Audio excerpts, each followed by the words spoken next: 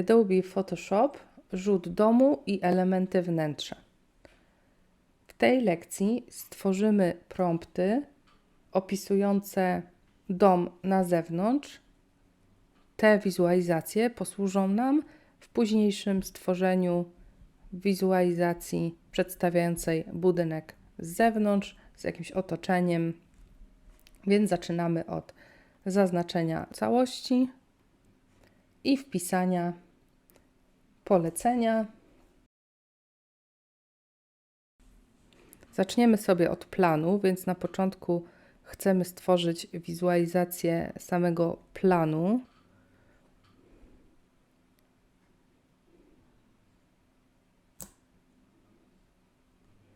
Pamiętamy, że to ma być tylko szkic, punkt wyjścia, więc zmieniamy sobie prompt, tworzymy nowe opcje, tak żeby móc się czymś zainspirować. Nie będzie to ostateczny efekt. Zaczynamy od planu, żeby mniej więcej wymyślić koncepcję na ilość pomieszczeń, na to, jak nasz budynek mógłby wyglądać, jaki mógłby mieć układ funkcjonalny. Potem przejdziemy do tworzenia konceptów mebli, jakie mogłyby się znaleźć w tym budynku, potem do rzutu izometrycznego i na koniec stworzymy wizualizację budynku na zewnątrz.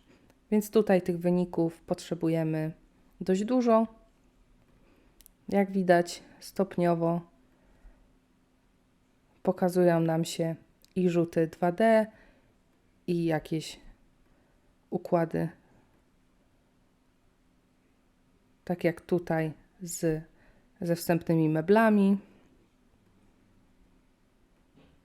Kilka najciekawszych zapisujemy jako pliki JPG, tak żeby móc ich później używać i przejdziemy do kolejnego zapytania. Po zapisaniu przechodzimy do nowego okna. Stworzymy sobie nowy plik Full HD 1920 na 1080.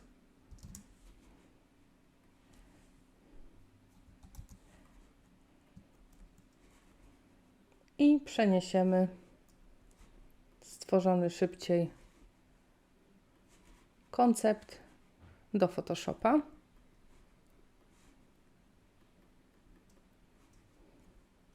Niech to będzie ten koncept.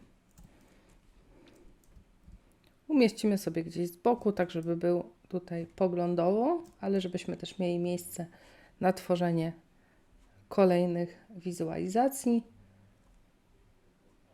I stwórzmy na przykład wstępny kształt. Powiedzmy, że kształt zbliżony do krzesła.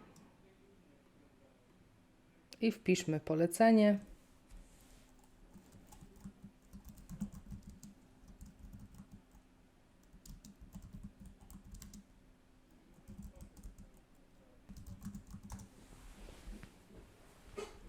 I poczekajmy na wynik.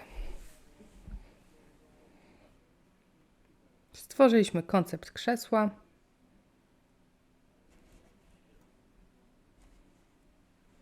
W ten sposób możemy przetestować tworzenie mebli, konceptów mebli, zaznaczając mniej więcej kształt, jaki chcielibyśmy uzyskać. Możemy podpowiedzieć modelowi Firefly, czego od niego oczekujemy. Powiedzmy, że to mógłby być stół, więc znowu wpisujemy, co to mogłoby być. Mniej więcej narzucając styl, pasujący też do tej wizualizacji powyżej. I tworzymy kilka takich obiektów, żeby mieć później bazę do modelowania 3D.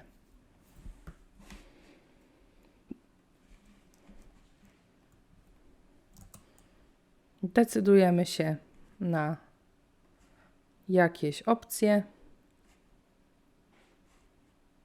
i w ten sam sposób, tworząc kształty, tworzymy mniej więcej ilość potrzebnych nam elementów.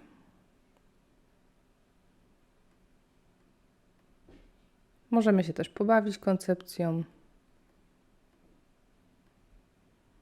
zobaczyć, co stanie się, kiedy damy jakiś inny rzut albo skomplikujemy kształt, czy nadal będzie to do odczytania i czy efekty będą tak samo pozytywne jak poprzednio.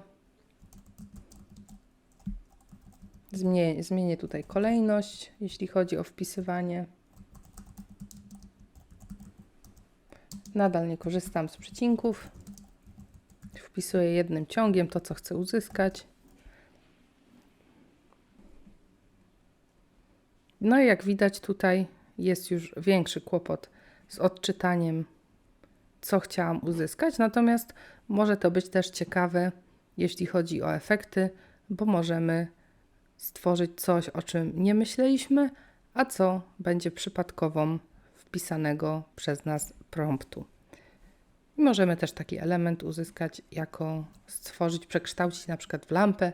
Powiedzmy, że pasuje to nam jako podstawa, ale przydałby nam się jeszcze dodatkowo jakiś element, więc możemy zaznaczyć, doznaczyć i dopisać, co mogłoby się tutaj pojawić.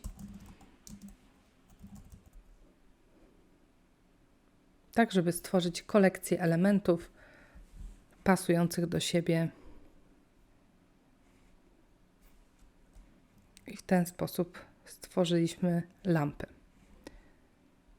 Na spokojnie przygotujemy sobie jeszcze kilka obiektów. Oczywiście wszystkie te obiekty możemy zaznaczać, możemy je ze sobą łączyć.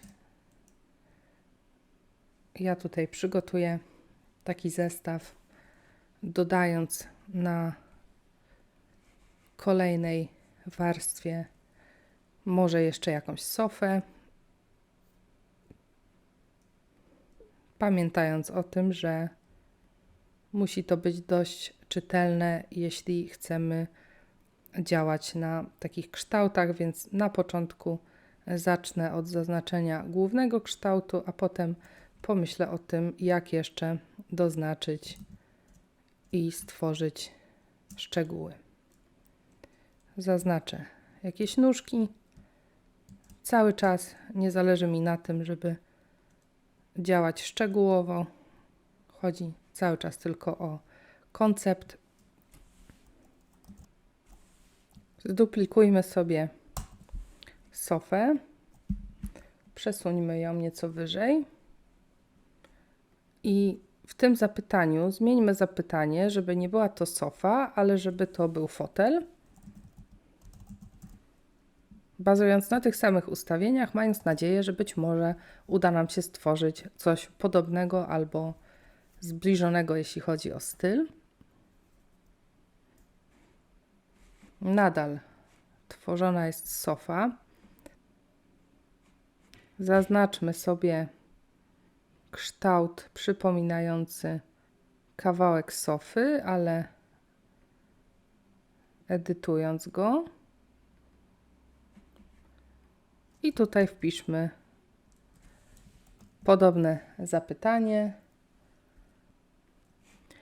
Jak widać, zamiast fotela uzyskaliśmy jakiś dziwny obiekt, coś przypominającego stolik, więc możemy sobie tutaj usunąć to, czego nie potrzebujemy i zostawić też kilka takich przypadkowych elementów uzyskanych dzięki wpisaniu poszczególnych haseł. Tutaj mamy uzupełnienie, czasami uzupełnienie o jakiś element, czasami zupełne usunięcie. Możemy też te elementy sobie dowolnie zwiększać. Tak jak poprzednio, to co potrzebujemy łączymy i wykonam jeszcze kilka obiektów bazowych. I tutaj jak widać lampa powstała wisząca, ale nawiązująca do lampy już istniejącej, Więc widać, że mniej więcej ten styl dopasowuje się do obiektów, jakie mamy już na naszej scenie. Może jeszcze jakąś szafkę z dodatkami. Tak przygotowany zestaw zapisujemy jako koncept w pliku JPG i przechodzimy do kolejnego zapytania. Tutaj wpiszemy sobie izometryczny przykład mebli. Dopiszemy jeszcze, że potrzebujemy wielu wariacji.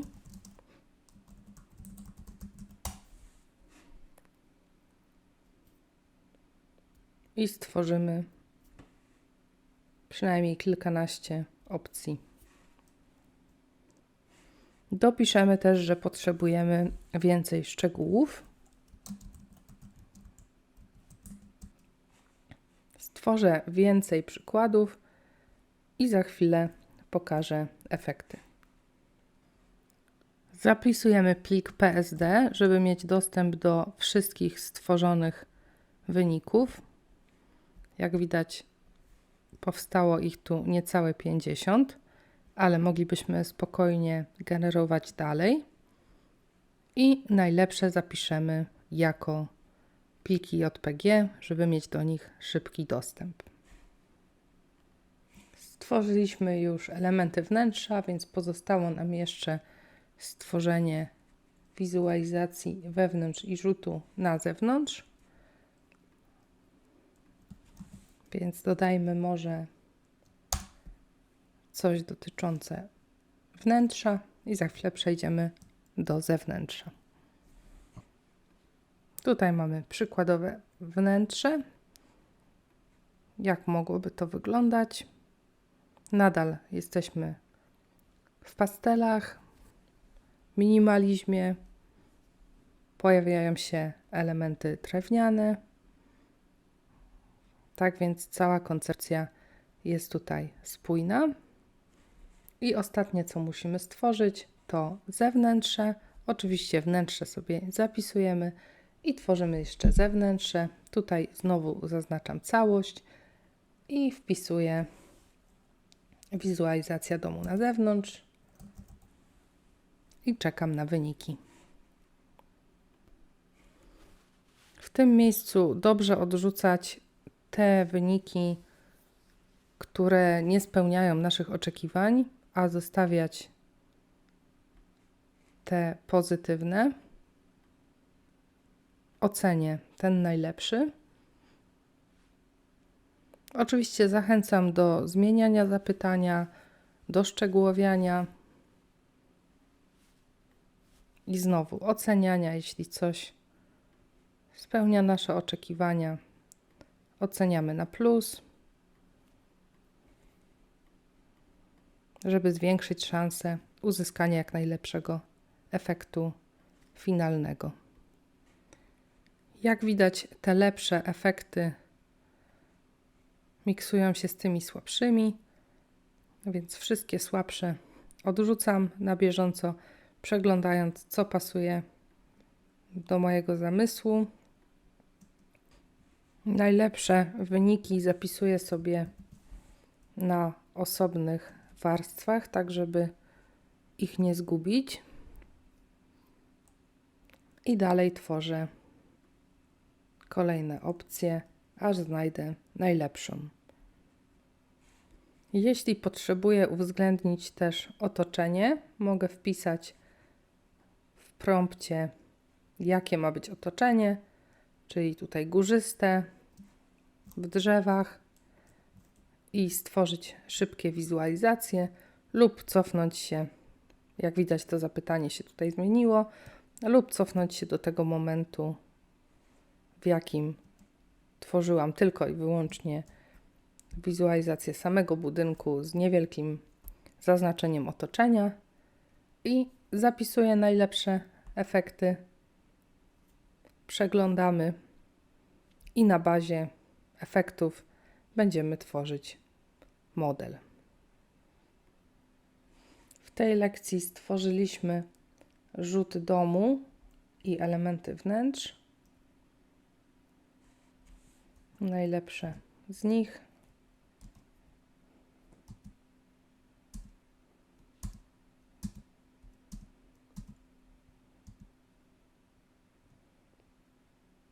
Z otoczeniem.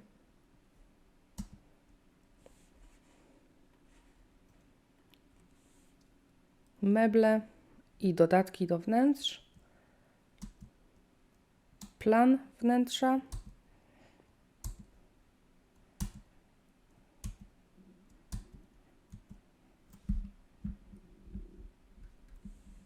I na tej bazie będziemy mogli przejść do tworzenia obiektów 3D.